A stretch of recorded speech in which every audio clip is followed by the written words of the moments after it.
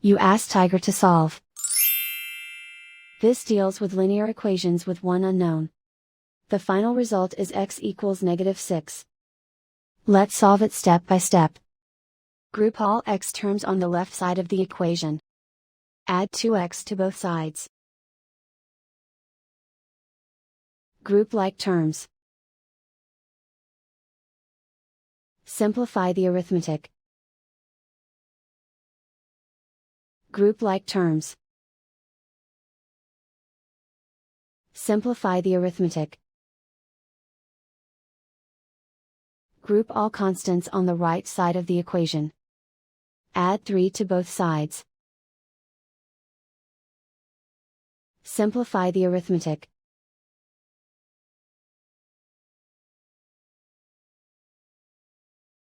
Isolate the x.